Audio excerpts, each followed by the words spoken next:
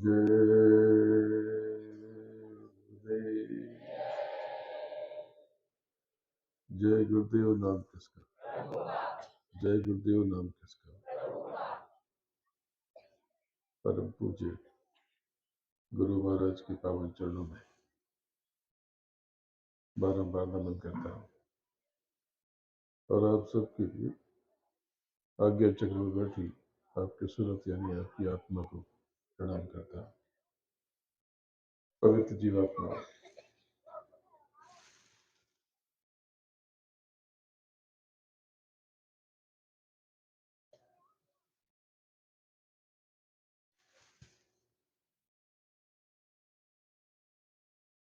पूर्ण आहुति हो गई, यानी आपकी आहुतियां उसका एक वर्तुल, एक चक्र पूरा हुआ। साकेत महायज्ञ संबत 2089 का 2022 का सत्युग की अगवानी का यह महायज्ञ।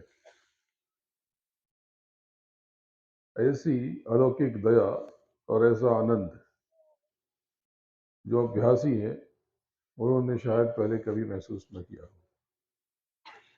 आप बाहर व्यवस्थाओं में रहे या बाहर की चीजों में रहे तो आप समझ न पाए, लेकिन जो आंख बंद करके अपने भीतर अपने प्रभु का स्मरण करते रहे, उसे महसूस करते रहे, तलाश करते रहे, तो गदगद भी हुए, भाव विभोर भी, भावुक भी हुए और उनकी आंख से आंसू भी छलके।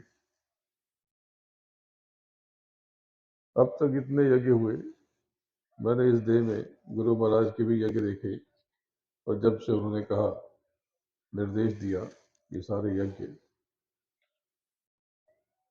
मैंने देखे, लेकिन ऐसा अलौकिक और ऐसा दिव्य एहसास इस बार हुआ वो पहले कभी नहीं हुआ था। आप सबको पता नहीं कि आप क्या लेकर जा रहे हैं। साकेत का अर्थ क्या होता है? साकेत के दो अर्थ हैं। स्वर्ग का वो हिस्सा, स्वर्ग मंडल है, उसका वो हिस्सा, वो लोक जहां सतयुग रहता है। चतुर्मुखी चार मुंड का सतयुग विराजता है, लेकिन साकेत का मुख्य अर्थ होता है सहज दल कमल, जो ईश्वर का लोक है, उसका मध्य भाग। मध्य भाग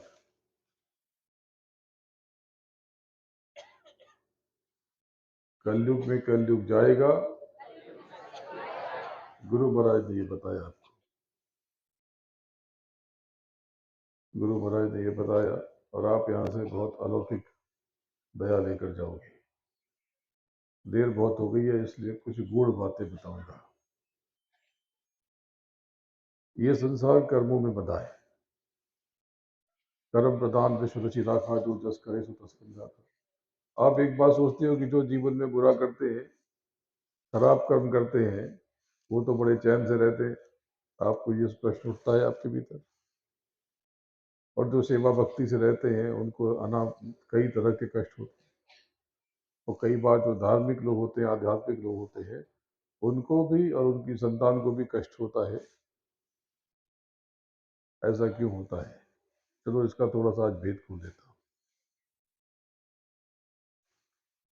देखो प्रेमियों, जब ऊपर आप चढ़ते हो, वो मंडल जो 17 तत्वों का जगत है, बहुत गौर से सुनना, बहुत थोड़ी सी बात बताऊंगा, पर ये अब आपने इसको अब से पहले कभी न सोचा न सुना।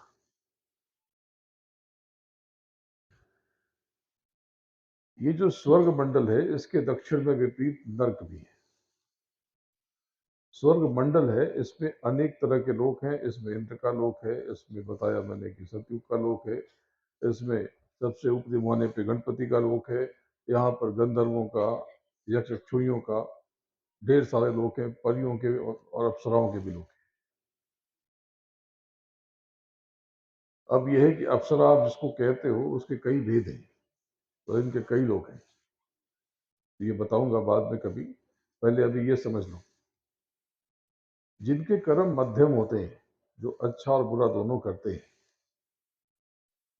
वो धर्मराय की, इनको आप यमराज भी कहते हो, इनकी अदालत में लाए जाते हैं। अब इस सूत्र को गौर से समझो।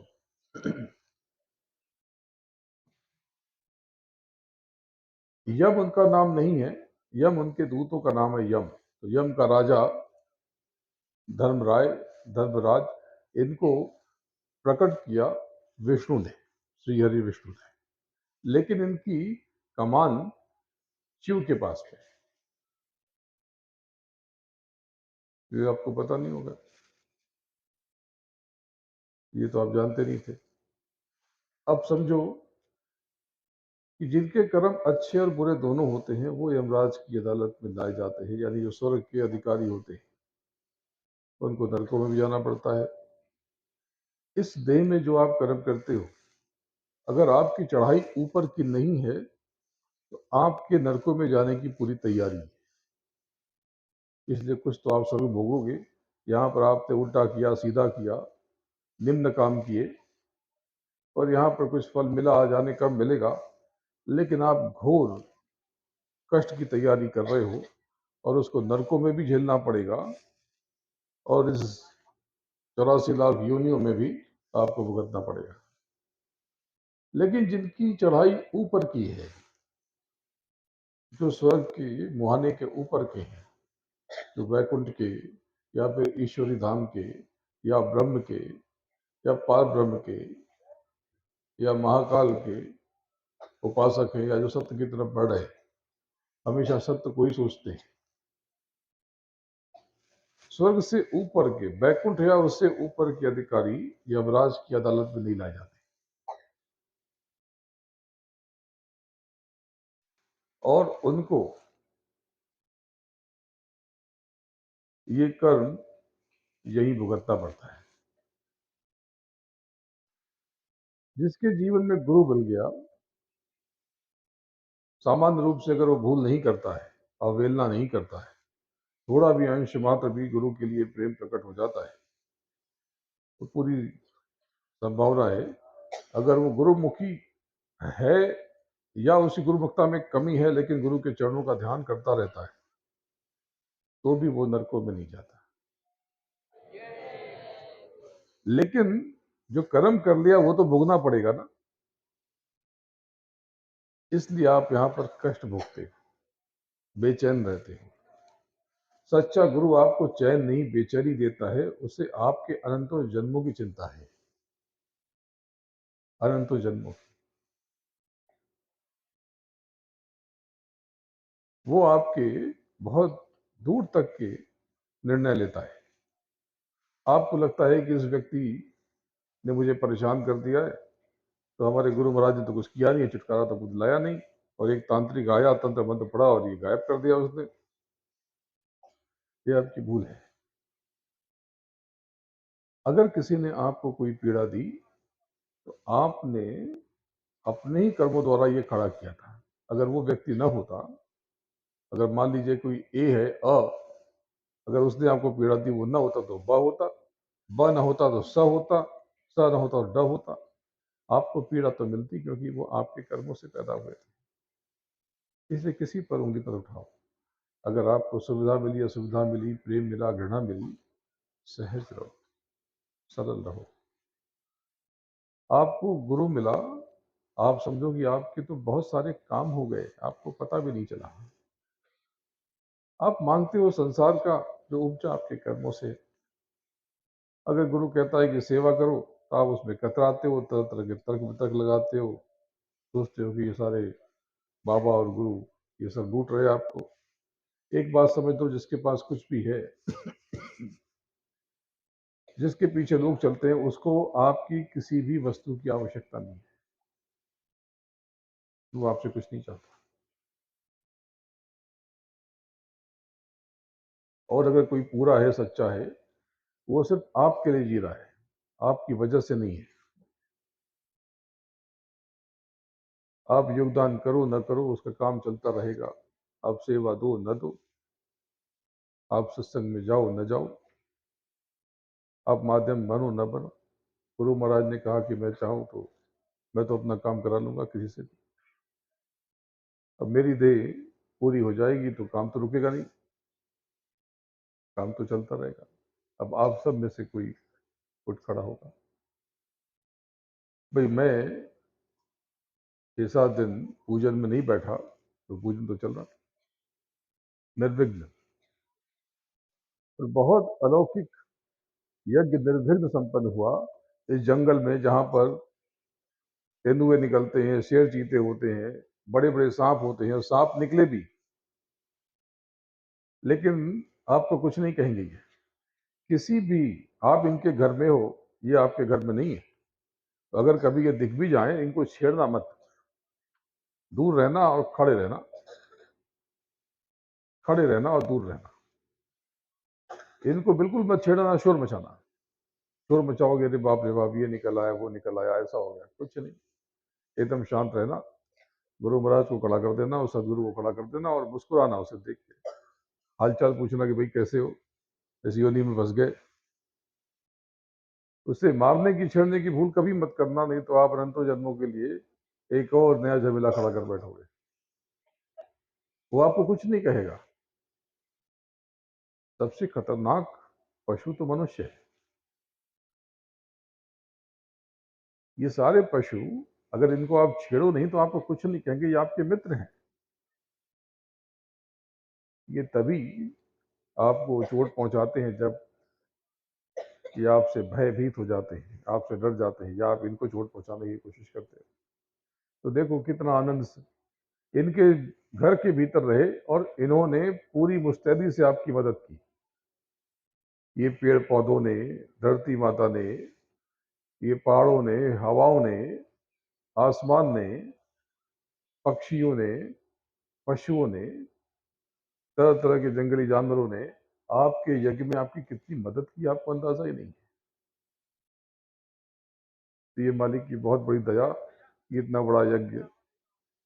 कुछ कुछ दिक्कत हुई, एक बच्चे को करंट लगा और उसके मुंह से झाग निकलने लगा, या जो भी अचेत हो गया वो उस समय के लिए, लेकिन देखो उसे कुछ भी नहीं हुआ। कुछ लोगों ने बहुत मुस्तैदी दिखाई, सोमनाथ भाई के साथ में बहुत सारे लोगों ने दौड़ भाग की, लेकिन आपने देखा कि करंट उसे लगा और पैर मेरा जल गया। तो ये आपको पता नहीं कि जब आप चलते हो और आपके पैर के नीचे कोई कांटा आ जाता है, तो सच्चा गुरु, वो सदगुरु, उस कांटे के ऊपर और आपके पैर के नीचे अपना हाथ रख देता है। ये जो धुआं निकला यज्ञ का, ये कवच बन गया। आपने तो इतनी आपात आपने दिखाई, जो बाहर विदेशों से लोग आए, देखो कितना संयत होकर बैठे, कितना संयत होकर के, कितना अनुशासित होकर के। ये भी तो भारतीय हैं। अनुशासन आप इनसे सीखो। जब मैं विदेशों में जाता हूं तो अभिभूत हो जाता हूं, तो कितना अनुशासन है। हालांकि देसी लोगों में थोड़ी गड़बड़ी होती है, लेकिन ये तो ठीक है, अपनी अपनी परवरिश की बात है, अपने अपने माहौल की बात है। अनुशासित रहना, अपने कर्मों पर नियंत्रण रखना, केवल अपने बारे में मत सोचना। देखो भाई, अभी मैं कुछ कह दूं, यहाँ पर अगर किसी को आंख की समस्या है, रेटिना से संबंधित, तो इधर आकर के ये गौरव सिंगला है, इनसे मिल लें। ये आपको उस व्यक्ति से मिला देंगे जो इनके लिए बहुत काम कर रहे हैं। मैंने इनसे पूछा नहीं और मैं इस मंच पे मैंने बोल दिया। इतना बड़ा काम कर रहे हैं ये अमेरिका में रह करके भारत के लोगों के लिए, आपको अंदाजा भी नहीं है। और मेरे एक आह्वान पे, एक बुलावे पे, उतनी दूर से व्यस्त समय में ये चले आए। तो ये मानवता की बहुत बड़ी सेवा कर रहे हैं। मुझे बताया गया कि किसी की आंख में समस्या है, देखो हाथ उठाया, तो इधर आकर के बाद में मिल लेना। अगर आपकी वही समस्या हुई जिसके ये इलाज में लगे हैं, तो आपका काम हो जाएगा, तो आपका काम हो जाएगा, आपकी सहायता हो जाएगी। देखो मैंने इनसे पूछा भी नहीं। अरे वो मुरियाबिंद वाली बात नहीं, वो रेटिना की परेशानी होती है, वो बता देंगे, वो तो यही हो जाएगा। तो प्रेमियों, ये बहुत बड़ा यज्ञ है, ये कवच बन गया आपके ऊपर। अब आप यहाँ से कुछ लोग तो लौट गए, कुछ लोग लौट रहे हैं, काफी लोग कल तक लौट जाएंगे, कुछ लोग परसों भी जाएंगे और कुछ लोग नरसों भी जाएंगे।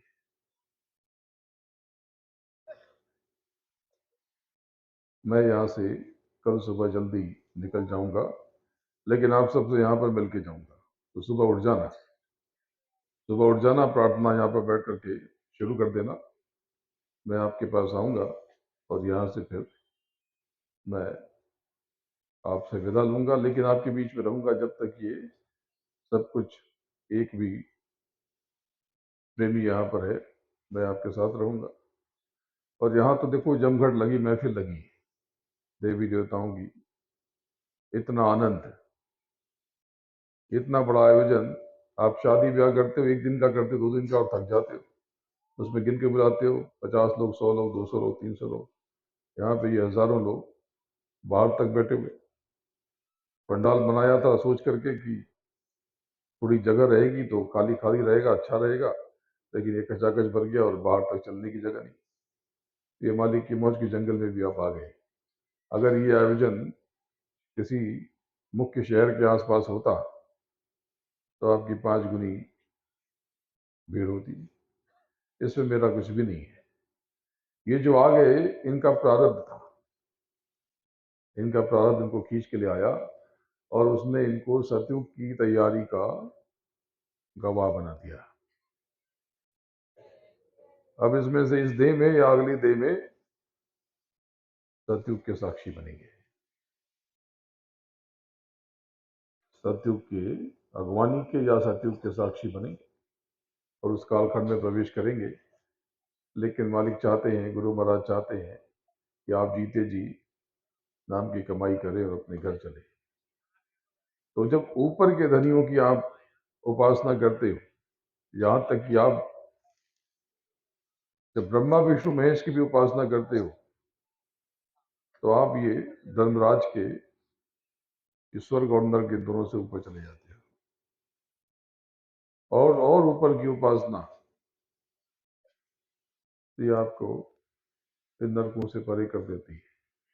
एक सच्चा गुरु अगर आपके जीवन में आ जाए, पूरा गुरु आपके जीवन में आ जाए, तो आपकी जिंदगी की पूरी दशा और दिशा बदल के रख देता है।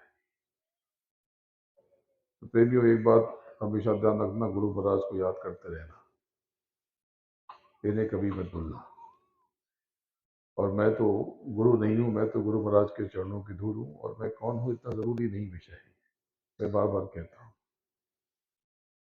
बार बार कहता हूं कि जरूरी तो यह है कि आप क्या हो, बस। आप और आपका मालिक, आप ये एक दूसरों को परिचय कर लो, स्वयं का परिचय कर लो, तो आपका प्रभु का और सतगुरु का भी परिचय हो जाएगा। बोलो जय गुरुदेव। तो ये बहुत बड़ा भेद आपको पता चल गया कि आपको गुरु मिल जाने के बाद या आध्यात्म का रास्ता मिल जाने के बाद कष्ट क्यों होता है, क्योंकि आप नरकों के फेर से बच गए। लेकिन आपके कर्म गुरु के दर्शन के बाद या नाम के दान के बाद या उसकी वरहस के बाद भी अगर कर्म मलिन हो गए, तो आप समझ लो कि आपके सर से गुरु का हाथ हट गया, और फिर हो सकता है कि आप संसार के भोग भोग लो, लेकिन आप नरकों की तरफ जा रहे हो, आप बहुत नीचे गिर रहे हो, आपको अंदाजा भी नहीं है। तब से चूंकि राज मिलत है, और राज से चूंकि नरका। बड़ा बनने की कामना मत करना, हमेशा प्रभु से कहना कि प्रभु अपने चरणों में जगह दो, हे सदगुरु मुझे अपनी धूल बना।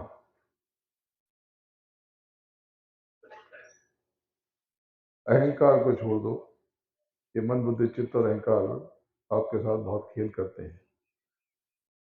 कुछ मत समझो खुद को, क्योंकि आप कुछ नहीं हो लेकिन बहुत कुछ हो। क्योंकि आप कुछ भी हो तो आपसे बड़ा कोई ना कोई बैठा है। अगर आपके पास लगता है कि आपकी यहाँ पर 50 एकड़ जमीन है, तो 500 एकड़ वाले भी बैठे हैं। और जब लगे कि आपके पास 500 एकड़ है, किसी के पास 5000 एकड़ होगी, और आपके पास 5000 एकड़ है, तो आप अपनी धरती में पहले अपना देश देखो और देश में अपना शहर देखो और अपनी ज़मीन देखो, तो एक बिंदु से ज़्यादा नहीं है, इससे भी छोटी। आपका शहर ही एक बिंदु जितना हो, एक डॉट जितना। लेकिन आप पूरी सृष्टि देखोगे, सौर मंडल को देखोगे, तो आपकी धरती एक बिंदु जितनी है। और अगर आप पूरी सृष्टि देख लोगे, तो आपका सौर मंडल भी एक बिंदु जितना दिखेगा, या वो भी नहीं दिखेगा। ये जो सूरज है, विज्ञान ने बताया, इस सूरज से लाखों करोड़ों गुना बड़े बड़े सूरज हैं। मृत्युलोक केवल धरती नहीं है, मृत्युलोक मंडल और भी है। ये पूरा मृत्युलोक मंडल है, ये पूरा स्थूल संसार है जो आपको चरम आंखों से दिखाई देता है, जो आप दूरबीन से देख पाते हो, नए नए ग्रह तलाशेंगे। ये स्थूल जगत है, ये लिंग सृष्टि नहीं है, ये देवी देवताओं का स्थान नहीं है। जो आंखों से दिखाई दे रहा है, ये स्थूल संसार है, और ये मृत्युलोक मंडल है। मृत्युलोक मंडल तो ऊपर भी है, सप्ततत्वों का जगत भी मृत्युलोक मंडल है, वहां पर भी मृत्यु होती है। जब तक आप मानसरोवर में स्नान नहीं करते, एकादश द्वार पे पहुंच के एकादशी नहीं करते, ये तिथि वाली एकादशी नहीं, ऊपर एकादशी जो एकादश द्वार है। जो नए लोग हैं उनको ये भेद पता नहीं, उनको बाद में कभी बता दिया जाएगा, लेकिन जो अभ्यासी है या जो सत्संग सुनते रहे, उनको पता है एकादश द्वार क्या होता है। 10वें द्वार जो निरंकार का स्थान है, पार ब्रह्म का स्थान है, जिनको आप राम कहते हो, कहते राम से बड़ा राम का नाम, वो 10म द्वार है, और 10म द्वार के बाद एकादश द्वार। ये जो राम का लोक है, ये बड़ा विलक्षण है, इसकी रचना बिल्कुल अद्भुत है। 10वां द्वार कह दिया तो आपने 10 दरवाजे बना के उनकी पूजा कर दी, ऐसा नहीं है। इसका रूप स्वरूप भिन्न है। पूरा संसार एकदम मोतीचूर के लड्डू की तरह है, इसका मतलब कि मुक्ता की तरह, मोती की तरह, पूरा चारों तरफ मोती, हर कण मोती, और बड़े बड़े ग्रहों से भी बड़े बड़े मोती, और बड़े नर्म मोती। ऐसा अद्भुत लोक है ये राम का लोक। कभी इसके बारे में और विस्तार से बताऊंगा। लेकिन इस यज्ञ में बहुत सारे भेद खुले, आपको बहुत कुछ पता चला जो आज से पहले गुप्त था। आपको अंतर में गुरु का मकाम कहाँ कहाँ पर है, और गुरु कहाँ कहाँ विराजते हैं, अपने लोक से उतर करके नीचे तीजे तिल के बीच में ये कहाँ कहाँ रहते हैं, अब तक यह भेद किसी को पता नहीं था। ये आपको बताया गया। और उसके ऊपर पहले पिछले यज्ञ में बताया गया था कि तिमिर खंड है, जो महाशून्य का गलियारा, पर वो तिमिर खंड आपने समझ लिया कि ये जो अंधेरा रात वाला होता है, ये तिमिर, ये अंधेरा नहीं, उसकी भव्यता, उसका वैभव अंधेरा है। ये भी भेद आपको इस बार पहली बार पता चला। ये भेद अब तक गोपनीय था, अब के बाद के ग्रंथों में ये सारी बातें लिखी जाएंगी, लेकिन प्रेमियों में आपको बहुत कुछ बताने के लिए बेकरार हूँ, बहुत कुछ दिखाने सुनाने के लिए। लेकिन गुरु महाराज चाहते हैं कि आप सुन के नहीं, आप देख करके जानो। लेकिन चलो, थोड़ी सी कमाई कर लो, थोड़ी मेहनत कर लो, थोड़ा खुद के लिए समय दो। 24 घंटों में 21.5 घंटे आप संसार के लिए दो, बाहरी चीज़ों के लिए दो, लेकिन 2.5 घंटे आप खुद के लिए देना शुरू कर दो। अगर आपने रोज 2.5 घंटे का ये अभ्यास कर लिया, ये ध्यान का, साधन भजन का, ध्यान भजन सुंदर ध्यान भजन का अभ्यास कर लिया, तो प्रेमियों में 1 बरस में आपको कुछ न कुछ अनुभव करा दूंगा। ये साकेत महायज्ञ के मंच से मैं आपको वचन देता हूँ। गुरु महाराज को कभी मत भूलना, समय अच्छा है या खराब, अगर गुरु महाराज पर विश्वास रखोगे तो आपको कुछ भी नहीं होगा। पर मैं आपसे बहुत प्रेम करता हूँ। जब कोई आपको आपका साथ न दे, आपको अपना हाथ न दे, अपना कंधा न दे, आपको कुछ दिखाई सुझाई न दे, कोई आपकी सहायता न करे, तो प्रेमियों मैं आपकी मदद करूंगा। कहना बहुत कुछ है, लेकिन रात गहरी हो रही है, और आप सब सुबह से कोई साधन भजन में लगा था, बहुत से लोग सो भी रहे थे। उठ जाग मुसाफिर भोर भई, जो मोह नींद में सोवत है, जो जागत है सो पावत है, जो सोवत है सो खोवत है। तो चलो आज आप यहाँ से बहुत बड़ी दया लेके जाओगे मालिक की, बहुत बड़ी मेहर मालिक ने अता फरमाई। आपके बहुत सारे कष्ट हैं ये पता है, तो ऐसा करो दोनों आंख बंद करके दोनों हाथ फैला दो, और जो आपके कष्ट हैं आप अंतर में गुहार लगाओ मालिक से, तो सदगुरु से, उस प्रभु से, उस सत्य से, उस अनामी से। ये मत कहना कि मैं बहुत परेशान हूँ, कहना मालिक मुझे बल दो, संबल दो, ताकत दो, साहस दो, हौसला दो, मुझे शक्ति दो, मुझे अपनी दया का दान दो, मुझे इस इन परिस्थितियों को झेलने की ताकत दो।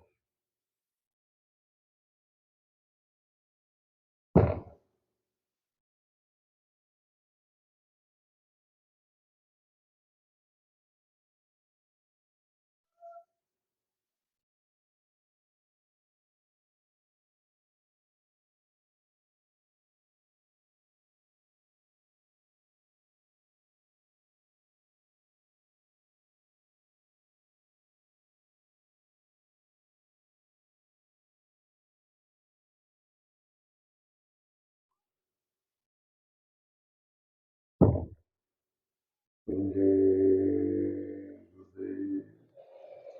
गुरुदेव आप यहाँ से अपने कष्टों में अपने भाव के अनुसार थोड़ी या ज्यादा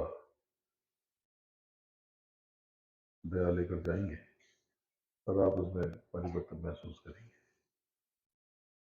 मैं कल लौट जाऊंगा, उसके बाद एकाद स्थानीय इस यात्रा के बाद 5 दिसंबर को मैं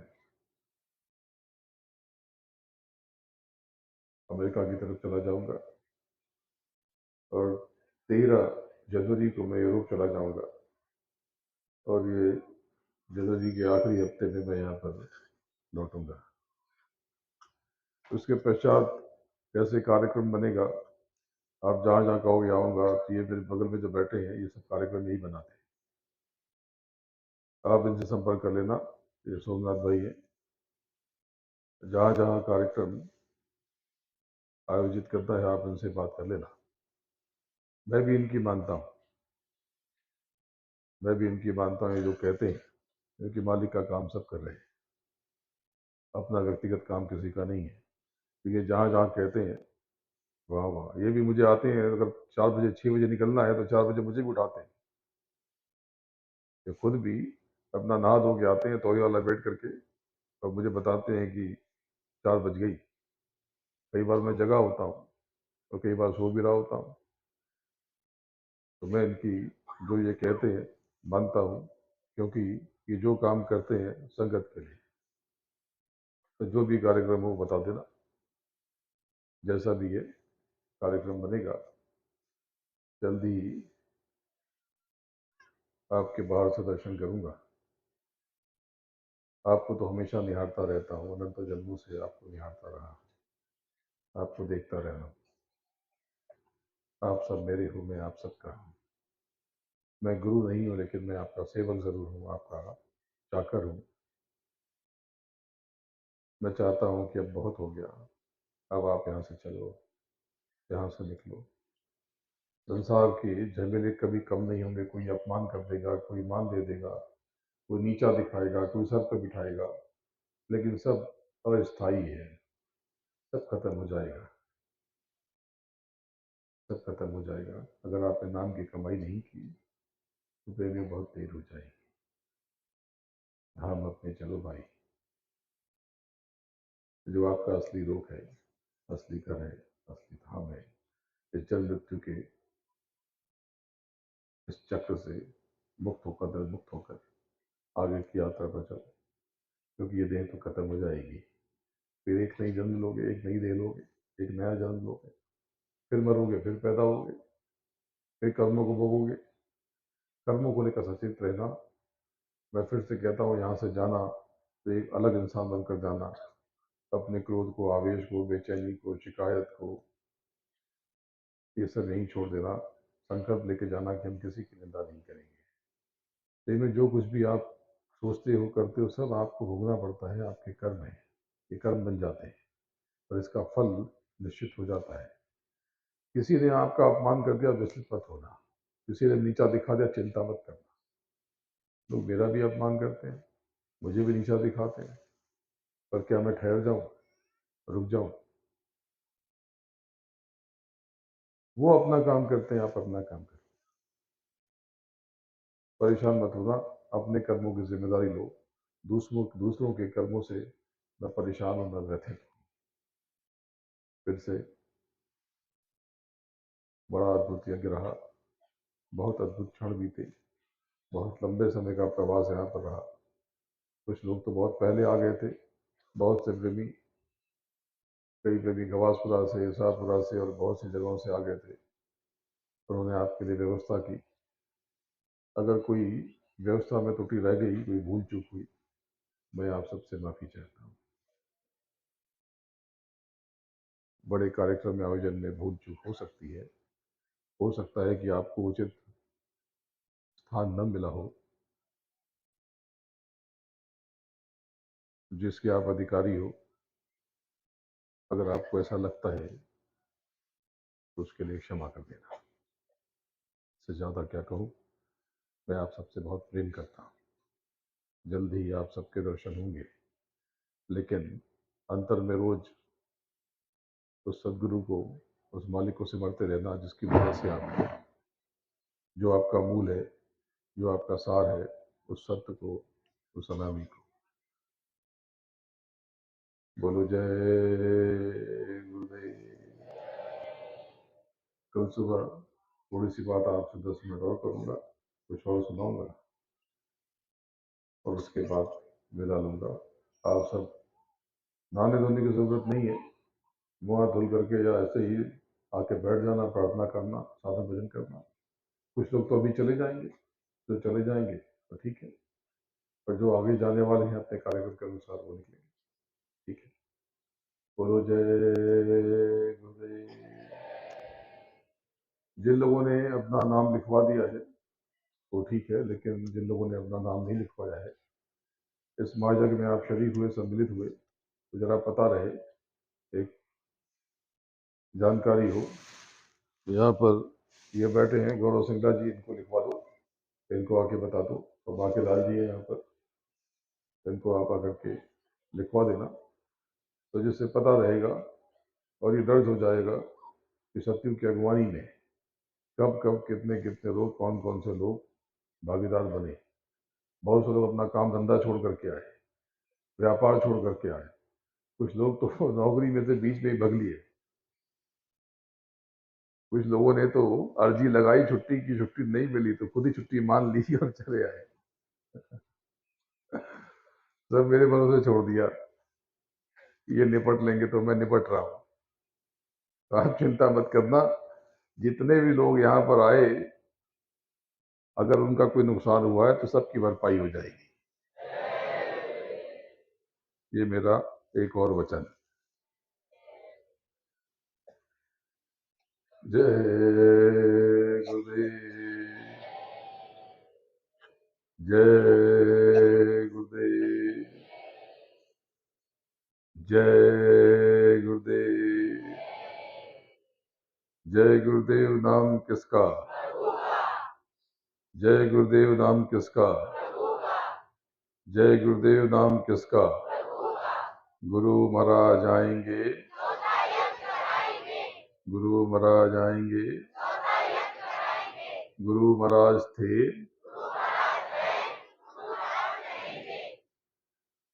गुरु महाराज के पावन चरणों में नमन करता हूँ और आप सबको प्रणाम करता हूँ। जय गुरुदेव। जय गुरुदेव नाम किसका? प्रभु का पावन नाम। सदगुरु श्री दयाल की, सदगुरु श्री दयाल की जय गुरुदेव। सब लाइन बना के दर्शन करेंगे और जो माताएं बहनों के दर्शन हो जाएं तो भंडारे में भंडारा सेवा करने के लिए पहुंच जाएं।